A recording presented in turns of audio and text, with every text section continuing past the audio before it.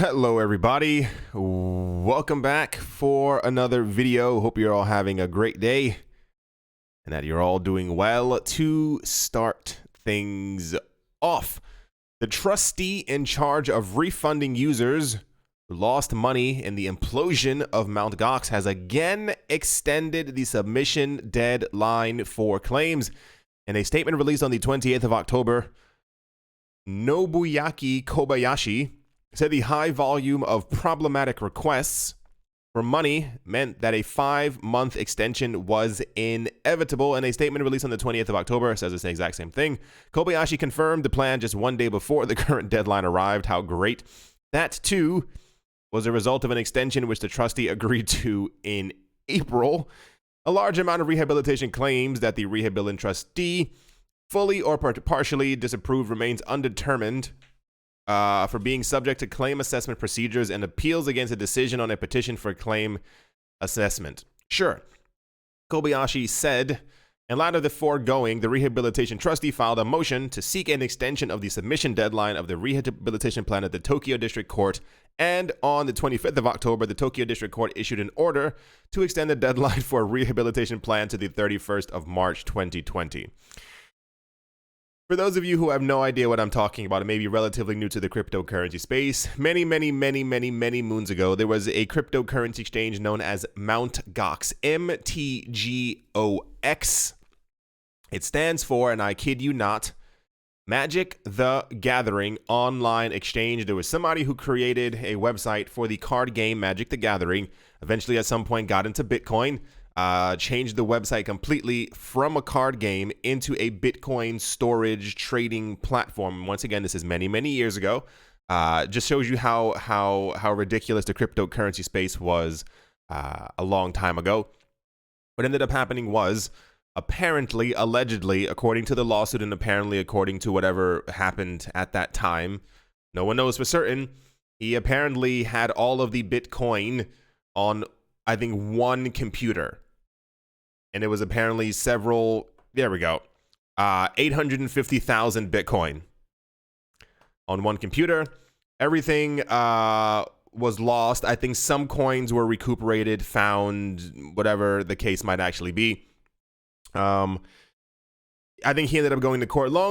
Super long story short. After all that money went missing, some of it got found once again. There was a guy who was put in charge of it in Japan, Kobayashi, who was supposed to receive requests from people who had their money on Mt. Gox, which I think is a fair amount of people. You can also find old, not documents, like old photos and stuff like that on Google of people holding up signs, people who had like 25, 30,000 Bitcoin, which also leads into the next important point.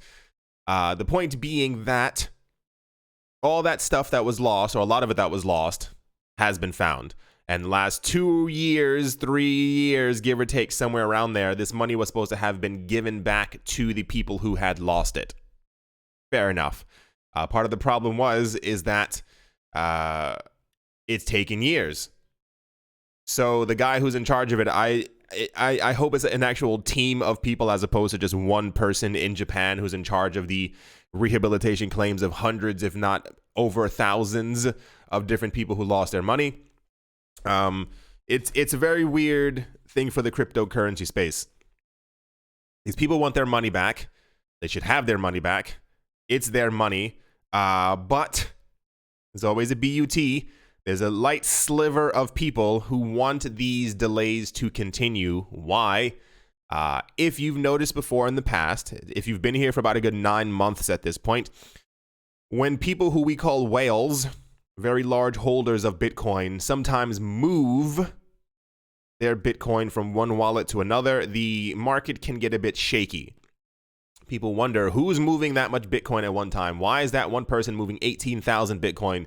Why is this so and so happening? So the idea that people who lost their money in 2013, when Bitcoin was around, what was it, $8, $9, $10, something, some ridiculously low number, at this point now could be in possession of 5,000 Bitcoin, which are currently all around $9,200. The fear is that these people will get their money and will sell their Bitcoin. And I want to kind of say rightfully so. I spoke with people about this last year when we thought that because this April extension and this October extension is already another extension of another extension. So we were talking about it last year. The idea was that these coins would flood the market. The market would collapse because it's 850,000 Bitcoin that would hit the market at the exact same time. People said no. Some people thought they would hold their coins. I will tell you this right now, based on my life, where I am, where my family is, where my friends are, everyone who I want to help. If I came into possession of 25,000, if not 50,000 Bitcoin, I'm selling at least half. I know that Bitcoin may hit 1 million one day. I know that Bitcoin may become a reserve currency. If I can somehow find a way to recuperate or get around $25 million, you bet your bottom dollar I'm going to do it. So the extension's a bit... it's interesting. I'm going to choose my words very carefully. The extensions keep happening. I assume that they're going to continue to keep happening throughout the entire Mt. Gox thing. No, I'm not going to say it. No. So the extension has been extended once again. I am going to assume around March 28th, we're probably going to receive more news that another extension is going to happen. Just how yeah. Anyway, so this is, once again, it's a very odd situation because there are people who don't, the word's not scary. It's selfish. People who don't want other people to get their money back because they're afraid of their investment. If you had lost all this money, you would want it back as well. But a lot of people are afraid that people will simply sell off their coins when they receive them back. Because imagine how hard life has been the last couple of years for you. Now imagine someone who lost or got 25 million stolen from them. Anyway, extension. Let's move on. A lot of weird news stories today. In an even weirder news story, I saw this and I thought it was a joke. Apparently it's not.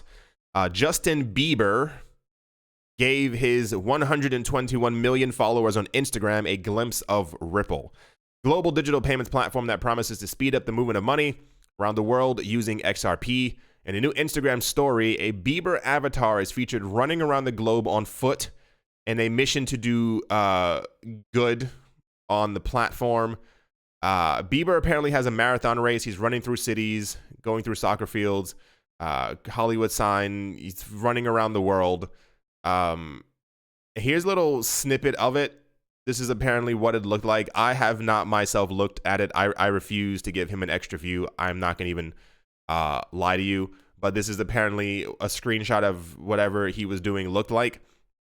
And apparently at some point throughout the story, the Runs on Ripple logo pops up.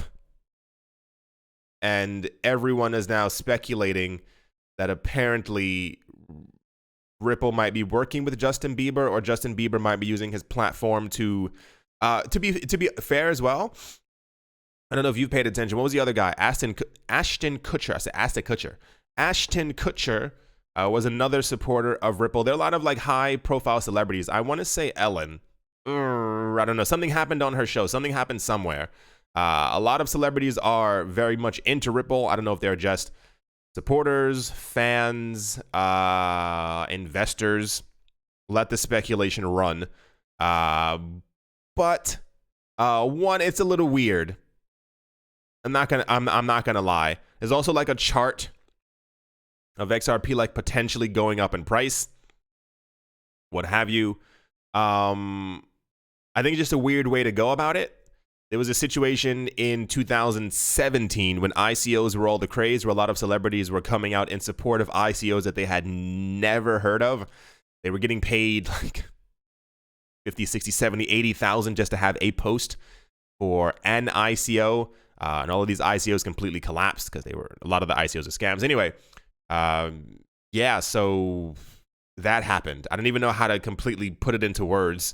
It's nice, the exposure, that I won't lie about, especially if you have like a major platform like that, to get even if it was just 5 million people to understand or to have seen the word Ripple. I'm going to be honest with you, people probably of the age of following Justin Bieber probably had no idea what the heck was going on. They probably saw runs on Ripple. They probably thought it was a new song, and that's probably as far as they went. But sure, the exposure is always nice, especially for people who are not in the cryptocurrency space. Tying loosely into this, the next story, very, very, very, very, very loosely. Where is it? Ripple CEO Brad Garlinghouse is confirming months of speculation that MoneyGram is directly responsible for an increase of XRP volume in Mexico. In an interview on FinTech Beat podcast, Garlinghouse says MoneyGram and additional clients on Ripple are contributing to a 50% boost in XRP transactions by sending dollars into Mexico using XRP as a bridge. He said, as a public ledger, you see where volumes are going, contracting, and we've talked publicly about it, partially because of MoneyGram as well as other customers who are using what we call on-demand liquidity. The product is moving capital so that you don't have to pre-fund. We spoke about pre-funding yesterday. You can see that the volume of transactions between XRP and the Mexican peso at a time when crypto trading dropped by about 50% over the summer, and that volume grew more than 50%. That's because there's real utility, and that's a growing amount of traffic, and we're continuing to grow that amount of traffic. So you can see that percentage of XRP to Mexican peso transactions as that grows. It's a pretty safe bet that a larger and larger percentage of that is actually utility and no longer speculation. Brad Garlinghouse said somewhere around here as well. Here's the actual chart. Just in general, I noted about 2 weeks ago that there was something, it's not fishy, something was very interesting in the XRP charts, especially over the XRP 24-hour volume of the trading and blah, blah, blah, blah, blah. XRP usually had around $800 million in 24-hour trading volume. And every single time I looked at it, it was between 2.4 billion and 3.6 billion. And I was like, what happened? What was the thing that took shape? Apparently, organizations, companies, what happened to my finger? Oh, nothing. Cryptocurrency exchanges as well. I assume a lot of them have simply flipped the switch and have started actively using XRP, and this is why we've seen XRP's volume going up. He said, and this isn't the first person who's saying this as well. I decided to cut out the second one because Garlinghouse said that he believes that many, and it's true, crypto assets right now are simply being used speculatively, but he thinks that this is the beginning of what could be real world use cases, if you will, and people actually utilizing cryptocurrencies as a way to send value back and forth. And I mean, it's, you might not like to hear it, but it is kind of true. A large amount of the XRP holders, it's speculative that people eventually will use it. People buying up Bitcoin, we all speculatively believe that other people around the world are also going to buy it, use it, make use of it as well. So that confirms the rumor. Yay, we did it. It's more of like a, for those of you who don't know, chatting with my friend yesterday, there are 8 weeks left in this month. Year, not month, year. I know that's terrifying to even think of. This year is almost completely over. I'm still waiting, Mr. Garlinghouse, for the list of dozens of banks who are going to be using XRP. It's nice that MoneyGram is using it. That's absolutely fabulous.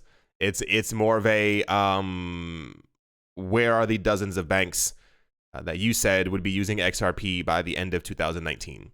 Because that, I think, would set off another bullish switch, if you will, as another major catalyst for moving the price of probably XRP. I mean, realistically, if we get news that 24 banks are using XRP and the price doesn't go up, manipulation city. Anyway, let's move on. So apparently some wild stuff is taking place around the world, which I think is even crazier. So much crazy stuff keeps happening around the world, and when you look at normal traditional news outlets, they don't really talk about it. If they do, it's there for like 3.5 seconds. Like, the world economically around us is collapsing, and I mean, like, it's jumping out of a plane, it's going face first, it has no parachute, and it's opening up its wings just to get like better air so it can slam into the ground faster. Anyway, after recently imposing limits on US dollar purchases, the Central Bank of Argentina announced on Halloween that citizens are prohibited from using credit cards to buy Bitcoin or other cryptocurrencies. The measures were pre-published in a communication covering several industries in which credit card use was limited or prohibited. The section referring to cryptocurrency reads, and I quote, "Acquisition of Bitcoin and cryptocurrencies. It is prohibited to purchase Bitcoin with this payment method. The only remaining alternative for this investment is to do so with funds transferred from a bank account," end quote. It is unclear whether the rules apply only to credit cards or if it also includes debit and prepaid cards. The BCA says that these measures are critical to preserving the country's foreign exchange reserves. Here's the crazy part over here. According to experts, the central bank intends to block the entry of dollars into the country, seeking to have stronger exchange control. This follows a move by the Bank of Argentina earlier this week. I'm pointing behind me, but earlier this week, which limited the amount of US dollars Argentinian citizens could buy each month. Every single month, Argentinian citizens are only allowed to buy $200 worth of US dollars per month, down from $10,000.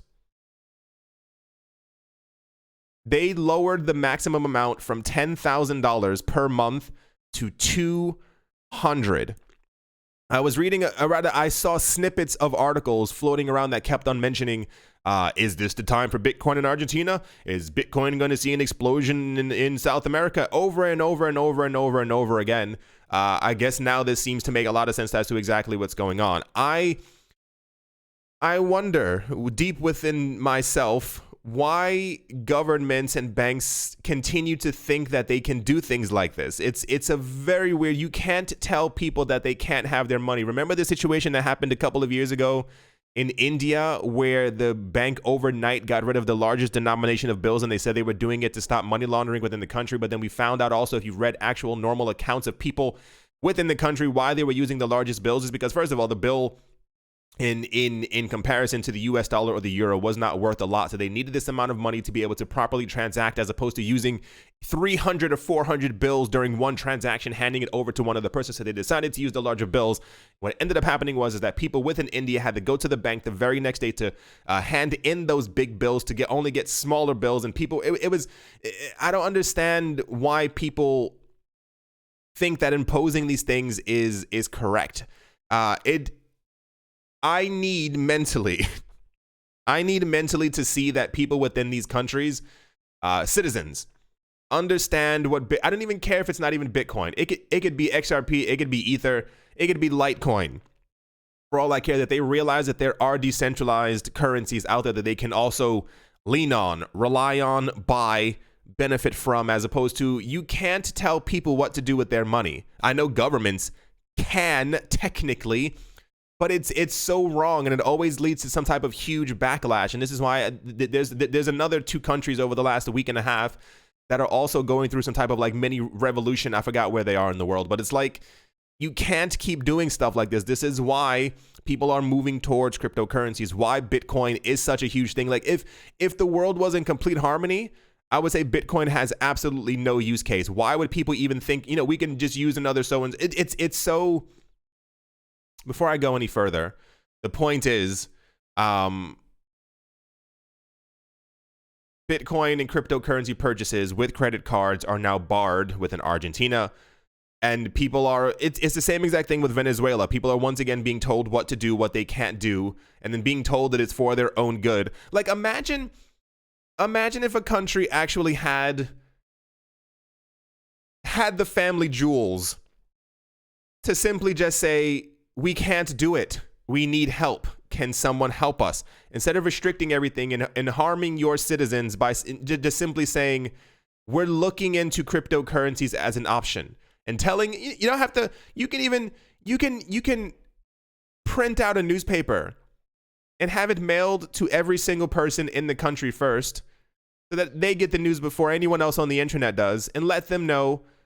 Start buying up some Bitcoin. Start buying up some cryptocurrencies. It looks like we're moving this way. It looks like we're moving to a more digital world. This would be safer and better for you. Because what ends up happening behind the scenes is that governments collapse, banks completely fall apart, and the people who are left with the rubble around their feet are the citizens, while the people who ran the banks and ran the government have already been preparing for months, knowing that this collapse was coming.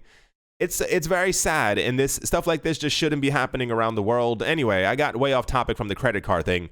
The point being, I also hope that people within these countries realize the opportunities in front of them as far as cryptocurrencies. I keep mentioning this over and over, and I'm waiting for that one spark to kind of happen. I mean, we have a whole bonfire at this point. We have a whole Burning Man situation going on. I wonder why. It has to be brainwashing. I can't figure out what it is. Why people in these countries haven't simply been like, no, let's just start using an alternative. Anyway, getting ahead of myself or behind myself. I'm doing something. Let's move on. In a really, I should say, weird situation, Dubai-based multi-currency spot and futures trading exchange BTSE has unveiled Monero futures. The move makes it one of the first and only exchanges offering futures contracts on the privacy-focused cryptocurrency. BTSE is relatively unknown. Low-volume exchange that is licensed by the Department of Economic Development, the government of Dubai, and it's under the regulations of the Central Bank of the United Arab Emirates. The decision to list Monero came at a time when the popular coin is being delisted from several other exchanges. Despite having proved its longevity, its focus on anonymity entails potential regulatory risk. Pressure from the Financial Action Task Force, while driving criminals towards Monero and other privacy coins, is also causing some platforms to delist them. Blockchain analysis firm CipherTrace. If you don't know what CipherTrace is, you should look into CipherTrace. It's very apocalyptically dystopian. CipherTrace, I mean, the name kind of says it. Trace, for example, are working with regulators and law enforcement agencies to track an increasing number of cryptocurrencies. Through privacy-focused, Monero and Zcash are notably absent from the list of monitored coins. The CipherTrace is actively following people's cryptocurrency accounts. They're tracking coins. They're pretty much helping governments track down people who they deem have done something illegal in some sort of way. We just had news yesterday and the day before that there are going to be Tron futures, EOS futures, XRP futures. They're going to be futures based off of Tether. And I guess the weirdest one now that we can drop into the bucket is Monero futures. Not 1,000% sure how that's going to work. Don't get angry with me, but I was listening to a podcast, blah, blah, blah, blah, blah. And there was a guy discussing the actual future usage of these coins, Monero, Dash, and Zcash. And he was saying a lot of people people are swapping between them. I forgot exactly what the reason was. I think people who are trying to do stuff on the dark net, dark web, whatever it's called, they're trying to figure out exactly which coin may be the best. I think Monero was it. I think that's the most widely used, as many people have stopped using Bitcoin for such activities. But he was talking about that in the future, within the next couple of years, Litecoin, not EOS, a couple of, about 3 of the major coins that we hear about on a semi-daily basis, and maybe Bitcoin included, will also have private transactions, obfuscated transactions, transaction blurring, some type of a coin join type of things where things get mixed up and then sent out to other people. We're going to have sharding on Ethereum and a whole bunch of other things that let other people not know who has made these transactions or where these transactions come from. And then it's kind of like, what then happens to the future of these coins? So, I mean, go for it. If they think they can make money off of Monero futures, gosh darn it, by all means, please go for it. But I think it's interesting that everyone thinks that they can just make a futures of everything. I mean, only time will tell. I don't know the future. In 5 years, Monero might be the number 7 coin. It won't be, but it might be the number 7 coin or something like that. And then we're all going to be like, oh my gosh, yeah, Monero was so crazy. I wish I had bought the futures a couple of years ago. But I think everyone's kind of just trying to try stuff out right now. I think everyone just wants to see if this is possible, if they can do this, if people are going to buy these things. If no one else, I'm interested in seeing exactly how the Tron, EOS, and XRP futures are going to do. Very interested. Anyway, there's the Monero futures news for today? Question mark. Let's move on. I guess to kind of finish things off, for those of you who don't know or aren't looking at the screen or are unaware, the bullish sentiment has once again returned to the cryptocurrency market, and a lot of people are, long story short, I'm seeing a lot of articles popping up once again talking about Bitcoin may be poised for a higher move. This one says Bitcoin may see November price boost with halving due in 6 months. I didn't even realize it was that soon. Do you remember a time where we were like, Bitcoin halving is 2 years away? Can you imagine when we get near that time, how crazy it's going to be? Bitcoin's halving is like 9.5 months. Like it's creeping up ever so quickly.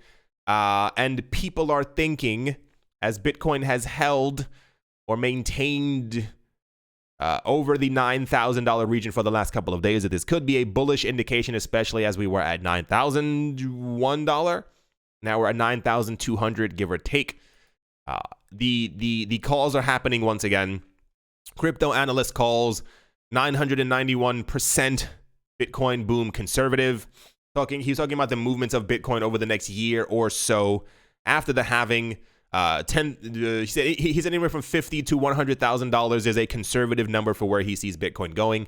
We're seeing these mini call to actions happening once again within the cryptocurrency space. Sure, I won't discount them. I just try to keep a level head. Sometimes I get the word hyped. I get excited at the prospect of.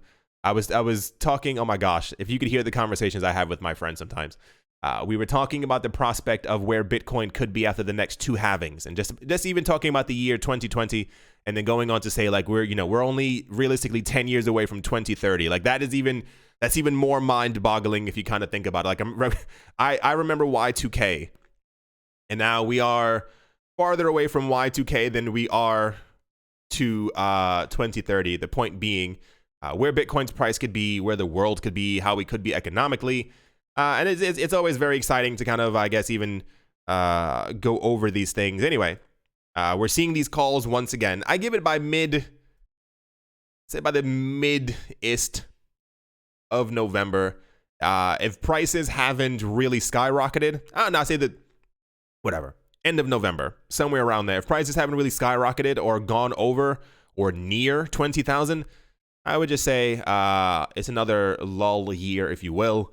However, the $2,000 boost that we had about 6-7 days ago is leading a lot of people to think that we may be on the cusp of another large movement, especially with the news that we had that Binance may be moving into China. Why would Binance be moving into China? Money.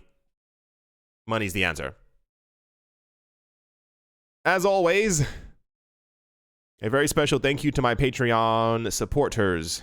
Bodie McBoatface, Yes to Crypto, Miller hits chest every day and Kyle skips leg day, Minting Coins, Jeremy Fox, Jim Gardner, Anthony Charles, Nick Mangialavori, Paxis, Crypto Beer Shipmate, I'm so hungry, Vlad the Impaler, Richie Rich III, Nick Kanaya, Setsuna, Damian, Nicholas Renerth, One Piece One Love, Cryptopolis, Crypto Artist, Cold D 3D, Strange Radio Central, Mechanic, Milweezy, Adobo, Bankroll Network, Crypto Joe, said that wrong, 242 to the World, Wise Night Owl, Jared Schneider, Triple M and J, Woody and Daisy, Brady Niels, Master Ventures in Thailand, Mohan Maroney, Adam Graysick, Todd Mullis, and Professor Wally from Gunbot University. Thank you all an incredible amount for your support. The crypto market right now is looking a little weird. We're in one of those situations where some coins are down, some coins are up, and I don't mean like it could go down, it could go up kind of situation. It's more like there are certain coins that are up like 15%, 24, 25%. The random pumping season has returned to the cryptocurrency market. There are coins that are down, other coins that are up based off of knowing, like when was the last time you heard Bitcoin Gold in the news? Why is it up almost 3%? Who knows? It's just part of the magic sentiment of the market. You know what I wonder? And I mean this in its entirety. I'm going to go over some quick numbers right here, just for the sake of numbers.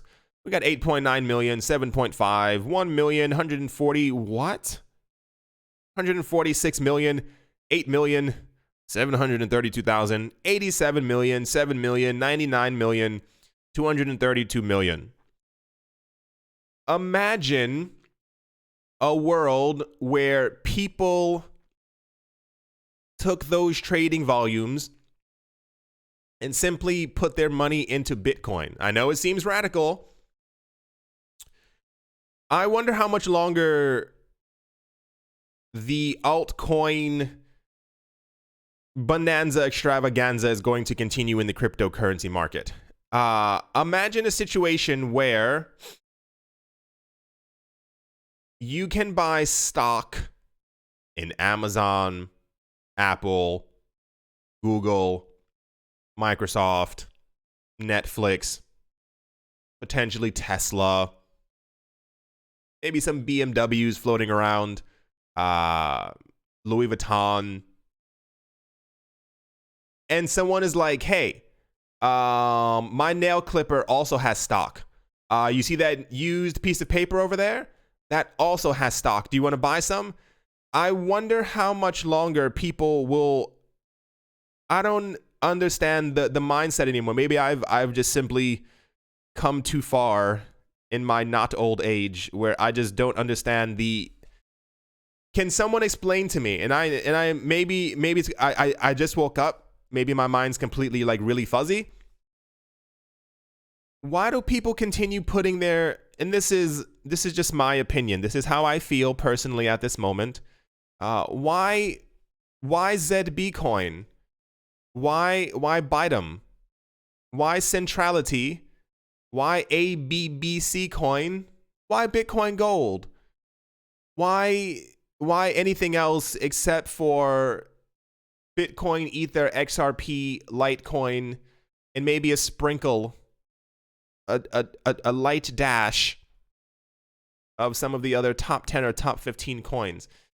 Can you imagine how big Bitcoin and how much stronger and how much higher Bitcoin would be if other people, like, look at this, like these numbers, these 10 already total up to a billion.